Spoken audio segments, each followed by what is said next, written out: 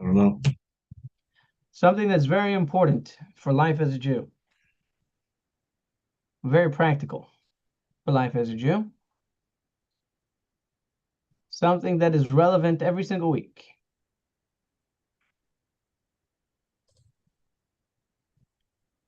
Next tractate we're going to be learning is the tractate of Shabbat.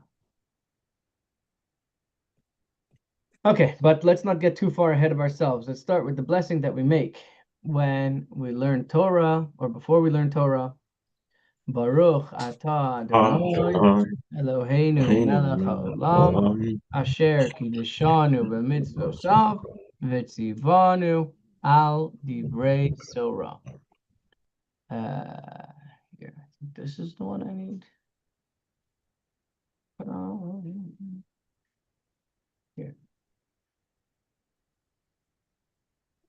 Yeah. These three on top. These three on the top. This. The lettuce, the grasshopper, and the chicken. Yeah. Okay, so here's what I would do. I just go up and down, up and down, up and down, up and down. I see some lettuce over here. And then, so see if you can find the chicken. Just go up and down, and see if you can, or just go across from side to side. Okay? But put your pencil, how about put a dot by each thing as you look through it, okay? But I'm gonna need a little bit more space over here, okay?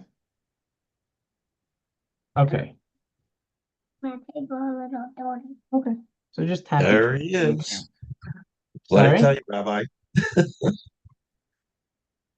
It's 10:33, not bad.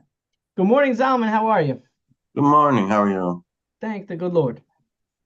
Okie dokie. So we are, where are we up to? We went back to the top of the page. I think we were about to start. Oh, very good. Oh, here we are. Okay. I'm doing a man. Ati, you're not actually Yeah, supposed yeah, to. You're supposed to write the number when I want to do so. Okay. Kim done now what I do. Perfectly.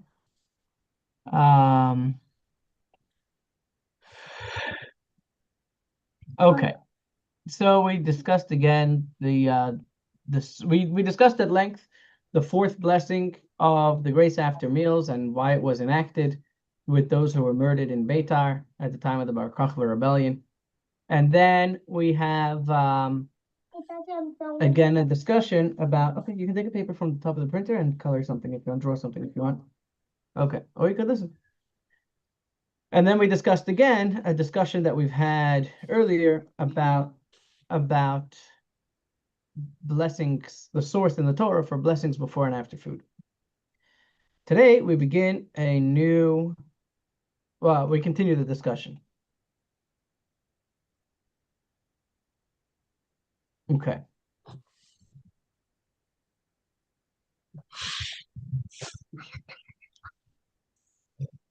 Oh, 1 second now, right here.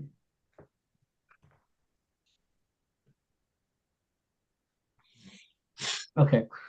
Rabbi Yitzchak says that source for the obligation to recite a blessing beforehand is not necessary.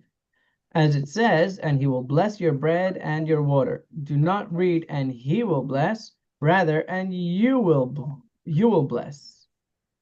Because if you read it without the nakudos, which is without the, open up the lid carefully, without the dots that, the vowels, you can read it instead of uverach as uvarech, which means instead of and he will bless, it means and you will bless. So you will bless your bread. Now, when is your bread called bread? Once it's digested, it's not called bread anymore. So that means that you have to bless your bread. You have to bless your bread, of course, before you eat it. Rabbi Natan says, that source for the obligation to recite a blessing beforehand is not necessary, as it says when the maidens told Saul. So I'm trying to remember what this was and who Saul was trying to find. If I'm remembering correctly, Saul had lost his donkeys and was going to the I think and was going to the prophet to find them. But let's look over here and let's read the text inside, and then we won't have to guess. Let's see if you can find it somewhere.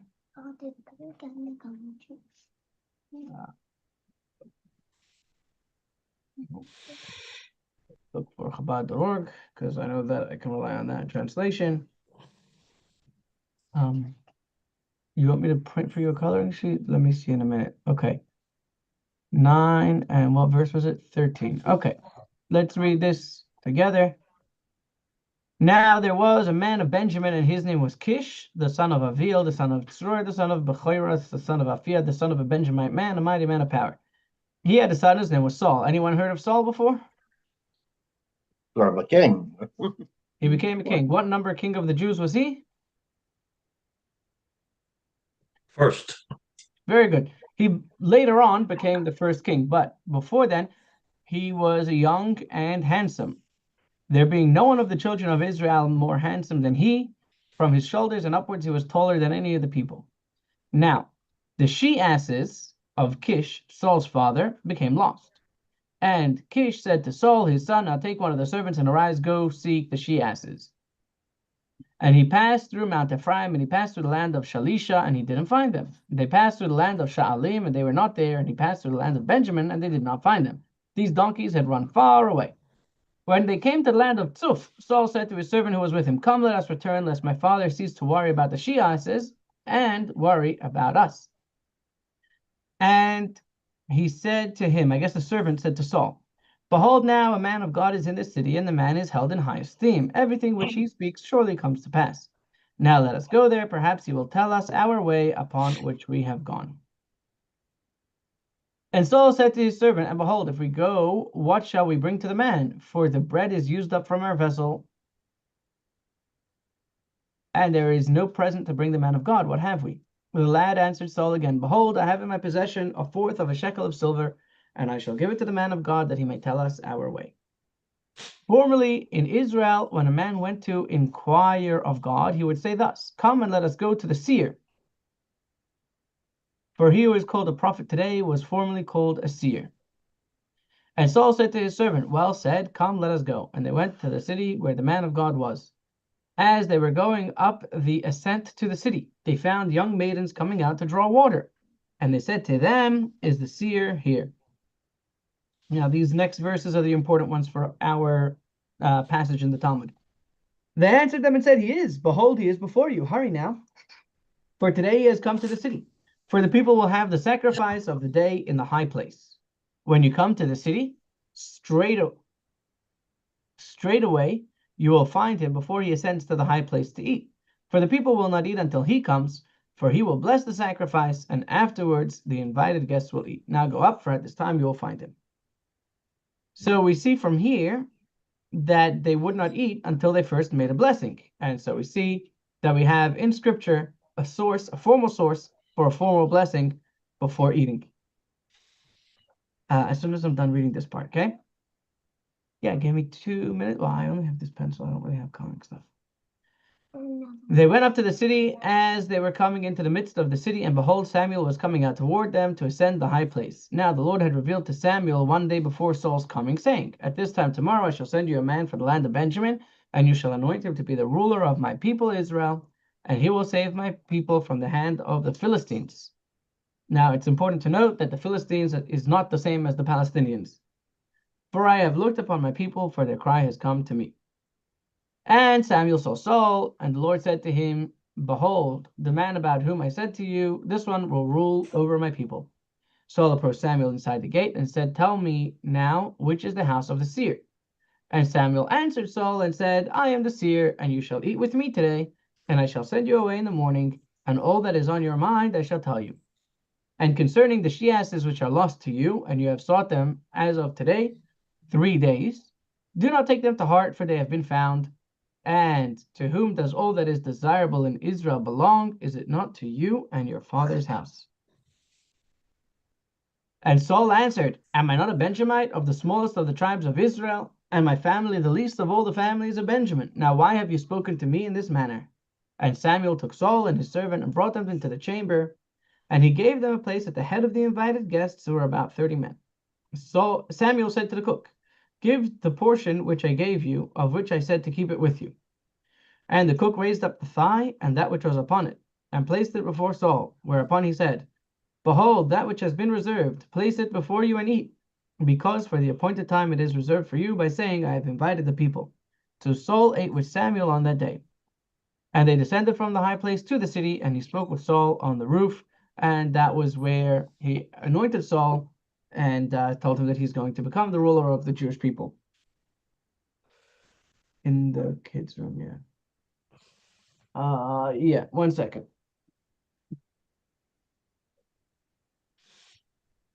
Where's the kids' room? Okay, because I don't want to hear any noise here, okay? Thank you. At any rate, besides for an interesting story in the background of King Saul, we see that the maidens told him that he will bless the sacrifice, and afterwards all those who are invited will eat. So we see that a blessing is recited prior to eating, explicitly mentioned in the verse. Baruch atah Adonai Eloheinu melech haolam shehakol niyeh b'dvarai.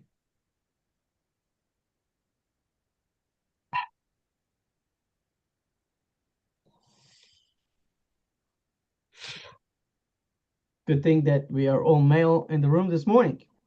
Tangentially, the Gemara asks, why did these maidens go on so expansively while speaking to Saul? It is because women are chatterers.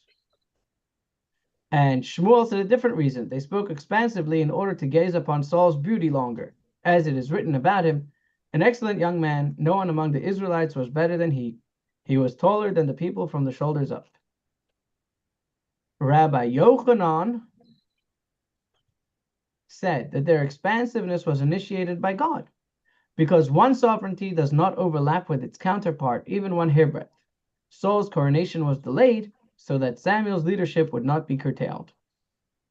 So we have 3 answers. Okay. So we finished the portion of the Braita, which spoke about grace after meals and proof for sources for reciting grace after meals. From where is the obligation to recite the blessing of the Torah derived? Several answers are offered. Rabbi Yishmael said, it is derived through an a fortiori inference from grace after meals. Over food, which is an aspect of temporal life, one recites a blessing. All the more so, one recites a blessing over the Torah, which is eternal life. Fair enough. If you're going to make a blessing over food that gives you food in this world, then for sure, you should make a blessing over that which sustains you in the world to come. Rabbi Chia bar Nachmani, the student of Rabbi Yishmael, said in the name of Rabbi Yishmael. So his own student quoted him as saying, this a fortiori inference is not actually necessary, as this halacha can be derived from the same verse from which grace after meal is derived, as it states, for the good land that he gave you. The word that he gave is natan. And below, with regards to the Torah, it says, and I will give you the stone tablets, and the Torah and the mitzvah which I have written, that you may teach them. Here, just as giving with regard to the good land requires a blessing, giving with regard to the Torah requires a blessing. Can anyone explain how we are making that connection between the making a blessing on the Torah and making a blessing on food?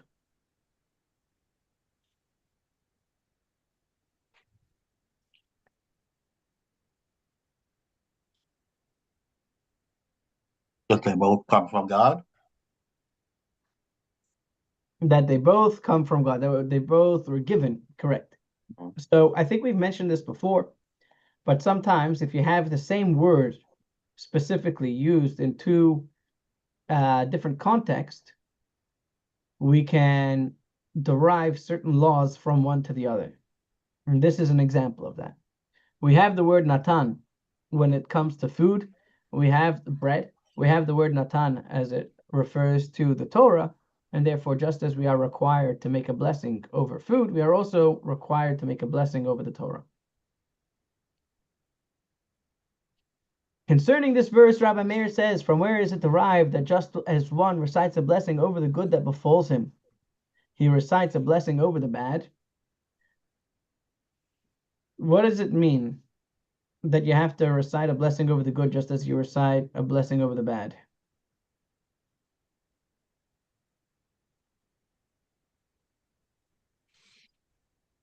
Not too deep.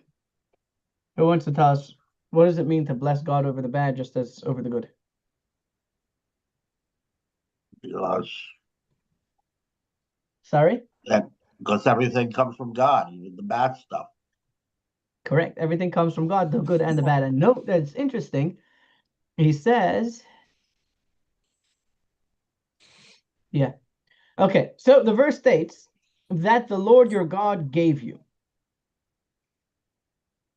There are different names for God in Jewish literature. And the verbiage employed in this verse is the name of God that refers to judgment or harshness. Your God is a reference to the attribute of divine justice, your judge. In whatever judgment that he gives you, whether it is a positive measure of goodness or a measure of calamity, we must thank God for that.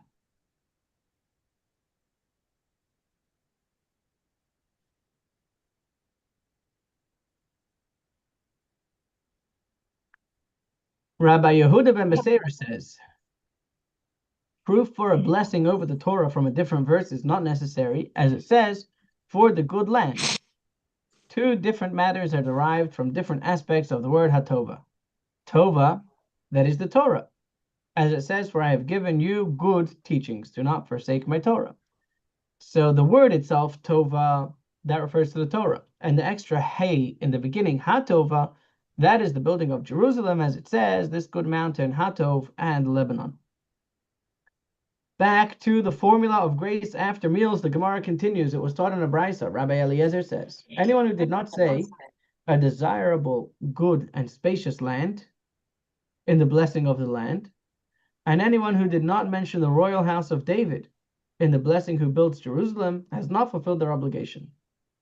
Nahum the elder says, one must mention the covenant of circumcision in the blessing of the land.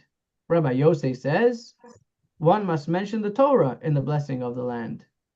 Pelimo, who was one of the last of the Tanoim, again, to remind ourselves, the Tanoim are the sages from the Mishnaic era, says he must make mention of the covenant of circumcision preceding mention of the Torah, as the Torah was given to the Jewish people with 3 covenants.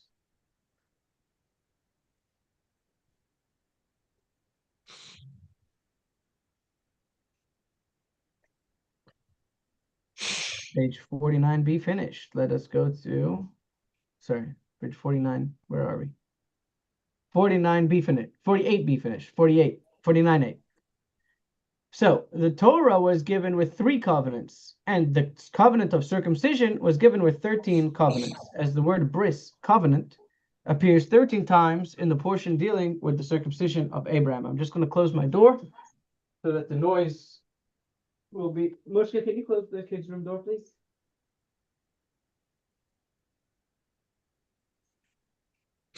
Oh, okay, this should be a little quieter. So because the word covenant is recited 13 times when it comes to the circumcision, and only 3 times with regards to the Torah, the circumcision should come first in the blessing. Rabbi Abba says one must mention thanks in the blessing of thanksgiving and grace after meals at the beginning and the end of the blessing. Right.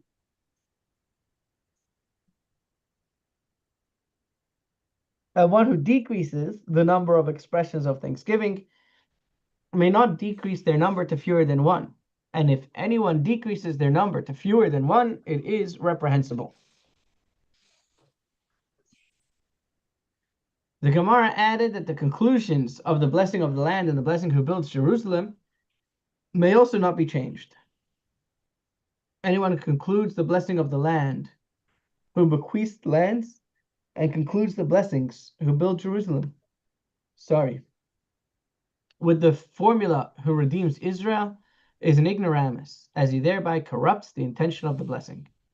And anyone who does not mention the covenant and Torah in the blessing of the land, and the royal house of David in the blessing who builds Jerusalem, has not fulfilled their obligation.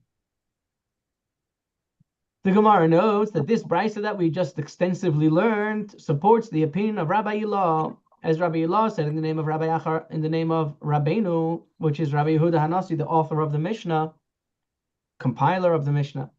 Anyone who did not mention the covenant and Torah in the blessing of the land, and the royal house of David in the blessing who builds Jerusalem, has not fulfilled their obligation. Abba Yossi ben Dostai and the rabbis disagreed whether or not God's sovereignty must be invoked in the blessing who is good and does good. One said, who is good and does good requires mention of God's sovereignty. And one said it does not require mention of God's sovereignty. Now, I'm going to ask you a very hard question. Does anybody know which words in every blessing mention God's sovereignty?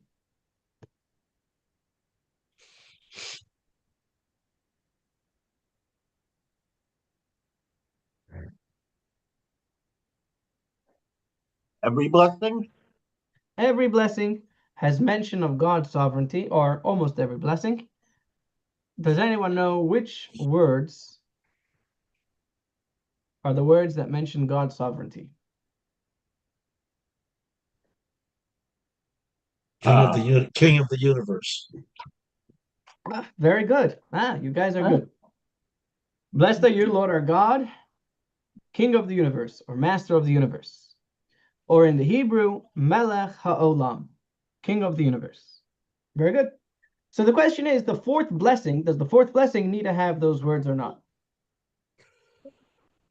Go home. No one would ask Bobby if I could go to school. I'll ask you more. No, ask my mom, Yosa. Why ask mommy? Why does mommy need to know? Because she might want me. She might want to know anymore. Okay, yeah, I can ask her. Sure. Let me just message you more now. Mushka says she's feeling better. She wants to go to school. So let me just quickly ask her teacher if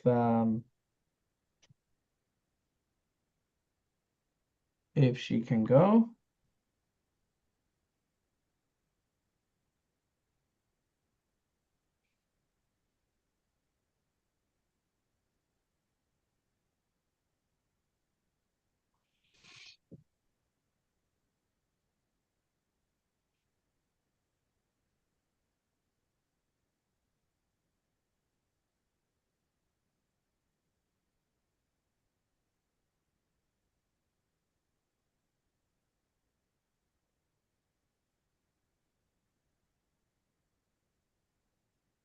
Okay.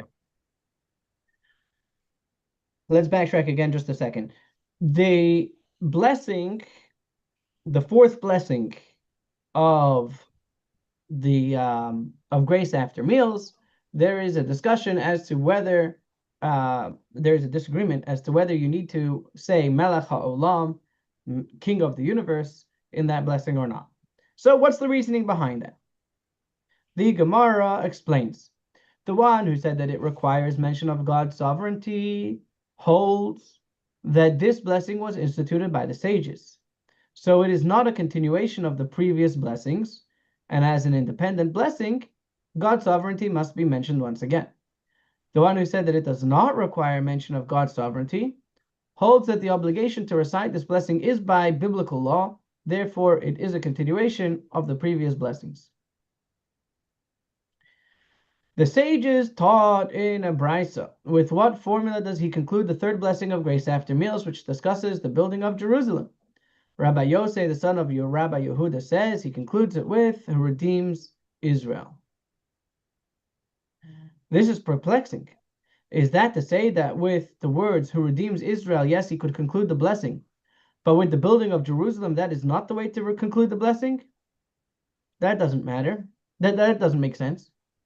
Because we just said before that if you conclude the blessing who redeems Israel, you're an ignoramus. The Gemara responds, rather say that what he meant was one who recites the blessing should conclude either with the building of Jerusalem, or even if you want to, you could finish the blessing, who redeems Israel. Story time. Rabbah bar Rav Huna happened to come to the house of the exilarch. While reciting, does anyone remember what was the exilarch? Who was the exilarch? I don't think I've ever heard of it. We've mentioned it a few times here. Sorry? Some official. Yeah. Some type of official. It was some type of official. It was a great Jewish sage who was the head of the Jews who were exiled, right? That's where the term exilarch comes from. He was the head of the exile. And this was typically a position that was honored not only by the Jews, but also by the foreign entity, the government entity at the time. So he was a very important man, both within the Jewish community as well as politically. While reciting the blessing who builds Jerusalem in Grace After Meals, he opened with one theme, have compassion on Jerusalem, and concluded with two themes, the building of Jerusalem as well as who redeems Israel. Rav Chisda said derisively, it takes great fortitude to conclude with two themes. How could you conclude with two themes?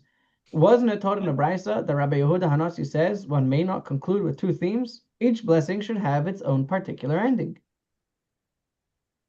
So the Gemara is going to discuss the actual background behind his comment.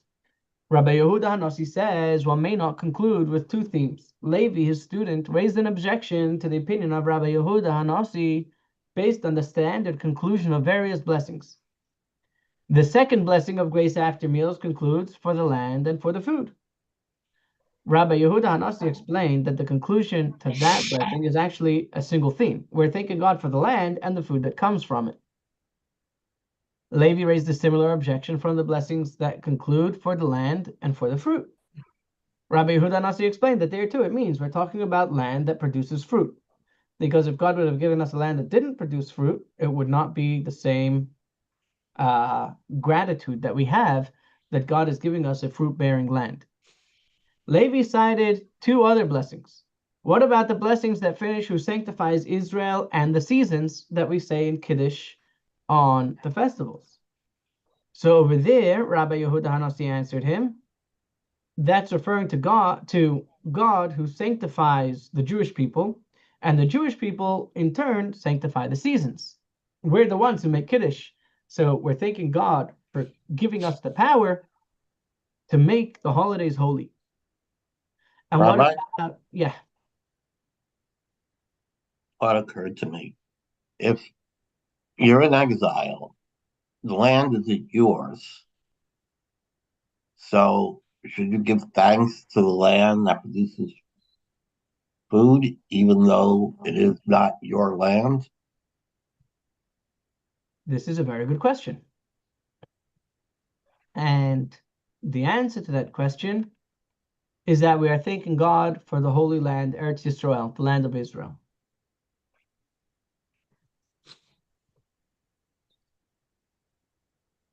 I think that's one of the reasons why they hate us so much, is because in most countries, if you get kicked out of your land, that's it, you're done. Now it's the new person's land. But us, even when we're in exile, we're still saying that this is our home, this is our land, even when we're not there.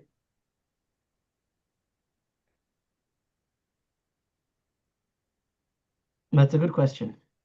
The answer is we're referring to the land of Israel, which is our land. I forget where I heard one of the rabbis makes a point where other nations speak of their homeland as the motherland or the fatherland. Eretz Israel is to the Jewish people is even closer to that. We don't think of it as our motherland or our fatherland, but like as our bride, as our mate, as a marriage, which is even closer than to a mother or to a father. Mm. Beautiful. And then Levi asks, what about the question what about the blessing that we say on the first day of the new month, who sanctifies Israel and the new moon? There we have two finishings to the blessing. And Rabbi Yehuda answered him, it means that who sanctifies Israel, the Jewish people, and gives the courts of the Jewish people the authority to sanctify the new moon. Levi cited an additional blessing that concludes with two themes. What happens if you have Shabbat coinciding with a festival? In that case, we say who sanctifies Shabbat, Israel, and the seasons. So over there we have two separate blessings, two separate conclusions of Shabbat and the seasons. So you could say Israel and Shabbat makes sense because God is sanctifying Israel who sanctifies Shabbat. You could say Israel and the seasons because God is sanctifying the Jewish people who sanctify the seasons. But Shabbat and the seasons are two separate entities. And Rabbi Yehuda Hanasi answered, you got me. You found one blessing, and this one blessing on the occasion that Shabbat and the festival come out on the same day, then you will conclude with two blessings. The Gemara asks, what is different about this blessing? And why is it okay to finish with two different conclusions at the end of that blessing, mentioning both Shabbat and the festivals? However, when it comes to the grace after meals, we cannot end with two concepts. The Gemara answers, here with the blessing, thanks God for one matter. Here, the blessing thanks God for one matter, which is the sanctity of the day. We're thanking God for making today a holy day. Now, what's special about today? Oh, today is special in two ways. It's Shabbat and a festival. But essentially, we're saying thank you to God for giving us this holy day to celebrate with family and friends and in separate from the world and involved in the service of God. However, there, in the conclusion of the third blessing of grace after meals, the building of Jerusalem and redemption of Israel are two separate themes, and each one is distinct from another.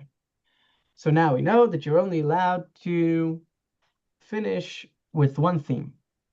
And the Gemara asks, what is the reason for that? Why does one not conclude a blessing with two themes? And the Gemara responds, because there is a general principle. One does not perform mitzvahs in bundles. Rather, each mitzvah must have its own blessing. There's a very interesting application to this. One does not perform mitzvahs in bundles. For example, if you have twins. If you have twin boys, and both of them need a bris on the same day. So you can't make the two brises together at the same time. You have to make a little bit of a separation that each mitzvah of each bris should have its own significance. So I think usually what they'll do is they'll make the blessing, they'll do one bris, and then they'll go out and start a whole new procession again for the second bris, instead of just bringing them both in at the same time and just making two cuts. Rabbi, when I was bar mitzvahed, we had a very large synagogue, one of the largest in the country. They had double bar mitzvahs every week, and I had a triple bar mitzvah. There were three of us being bar mitzvah that day. So, according to this, what you just said, was my bar mitzvah valid or not? That is a very good question. Let me ask you, did they all get the same aliyah, or did each one get a different aliyah? Well, we called up the Torah separately. I mean, we didn't recite in unison. So I think that would be the appropriate way. So only one of the kids can get the maftir and recite the Haftorah. But I think we all recited the Haftorah. I don't remember. Did we recite the Haftorah the same Haftorah each? If it was the same weekend? Same Saturday? I wonder if maybe each kid said a part of the Haftorah, but maybe the that truth was it. is that the Maybe that celebration was of the we bar each said mitzvah 1/3 of it. could be. So would that be kosher? I would say yes. Just like preliminary. In other words, I would have to look more into it because I never really had to deal with such a situation. Paul, you had a double bar mitzvah, right? Right. And I did do a half Torah. Now I don't Yeah, remember if it was the whole or half. right. And I don't remember if mine was a third or the whole. So the truth is that a bar mitzvah is actually not a mitzvah. In other words, to get an aliyah for your bar mitzvah or to recite the Haftorah for your bar mitzvah is more of a traditional thing that people do. But the word bar mitzvah literally means that now you are becoming, what's the word I'm looking for? Uh, Adult with responsibilities. Responsible to fulfill all the mitzvahs. So that happens either way. To get an aliyah is a beautiful thing, but not necessarily does it mean that like it's not an actual mitzvah. That would be my preliminary thought. And the truth is that when it comes to Simchat Torah, if you remember, on Simchat Torah, we do call up multiple people to an aliyah at the same time.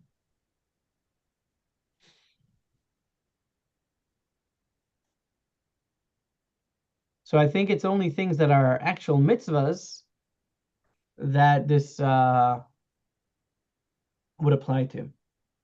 But we will study this principle in depth at a later stage.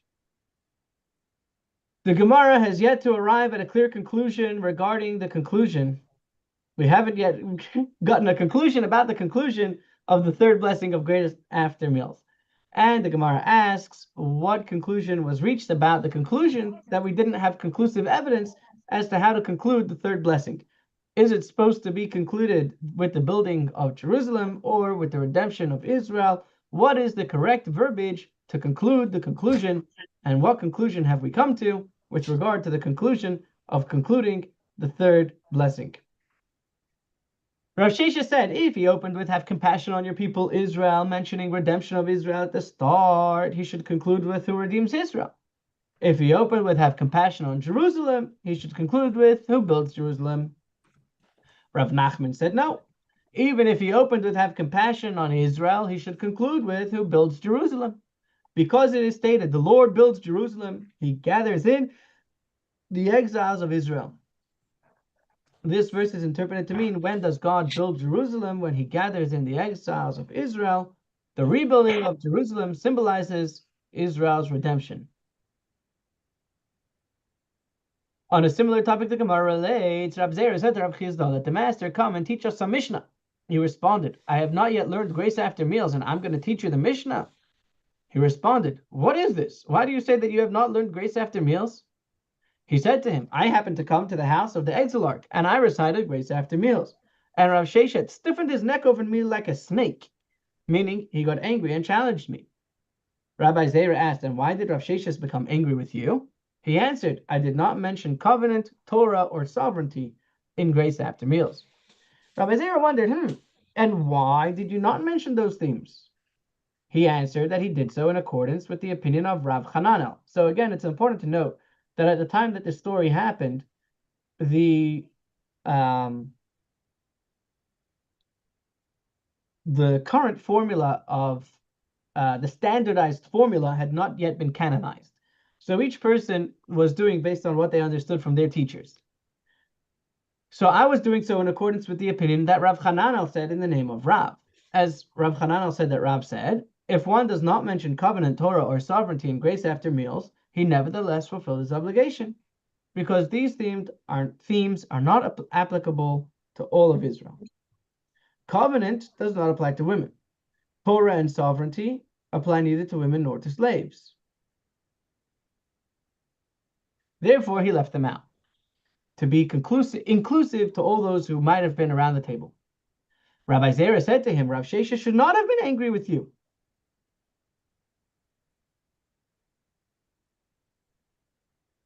And you abandoned all of these Tanaim and Amoraim who disagree with him and followed Rav. Evidently, many Tanaim and Amoraim hold that covenant, Torah, and sovereignty must be mentioned in the... Oh, sorry, he said Rav Shesha should have been angry with you. My bad, I read that wrong. What? You could open it. He says Rav Sheshes was right for being angry with you. Try the other way. Why did you abandon the opinions of many Tanaim of the... Okay, I'll open it. I'm coming.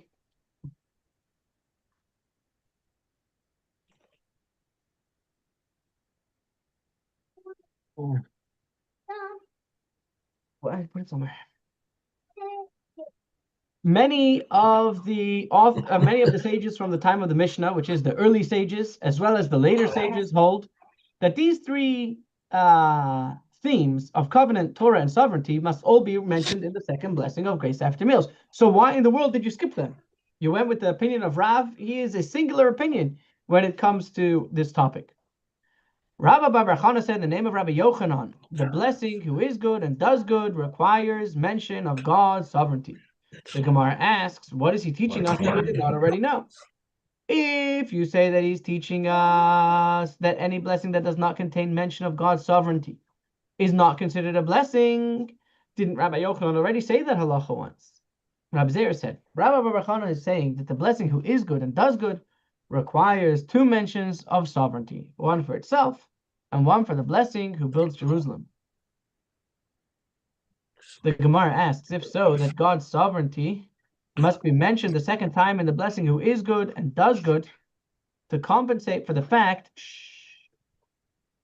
that it was not mentioned in the previous blessing who builds Jerusalem. It should require three mentions. One of its own for the fourth blessing of grace after meals, one for the blessing who builds Jerusalem, which is the third blessing in grace after meals, and one for the blessing of the land, which is the second blessing in grace after meals, in which sovereignty is also not mentioned. Rather, in the blessing of the land, what is the reason that sovereignty is not mentioned? Because it is a blessing juxtaposed to another preceding blessing. It follows right after the third blessing of the it is the third blessing, and it comes right after the second blessing. And because it is a blessing which is juxtaposed to a preceding blessing, it does not require the words of sovereignty. So the Gemara asks, well, if that's the case, then the third blessing, who builds Jerusalem, should also not require its own mention of God's sovereignty, as it is a blessing juxtaposed to another preceding blessing. It comes right after the second blessing. So why do we need to make up for the sovereignty in the third blessing, yet we do not need to make up for the sovereignty in the second blessing? The Gemara responds, the same is true even with regard to the blessing who builds Jerusalem, that it does not require mention of sovereignty. However, since he mentioned the royal house of David in the blessing, it would not be proper if he did not mention God's sovereignty as well. On the other hand, Rav Papa said the blessing who is good and does good required two mentions of sovereignty besides its own, one to compensate for its lack of mention in the blessing who builds Jerusalem, and one for the blessing of the land. Okay. Next week, we're going to start with some stories about mistakes in the blessing grace after meals. Tomorrow, our class is going to be, God willing, at 11 o'clock. And give me a second. It's going to be, what are we looking at?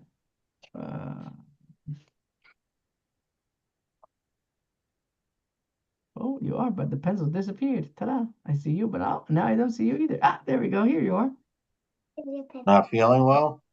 There's my pencil. She's not feeling so well, but now she's feeling better, so maybe she will go. Oh, here comes a good question. Does her Jewish schools, do they get a winter vacation? Winter vacation for her school is going to be at the end of January.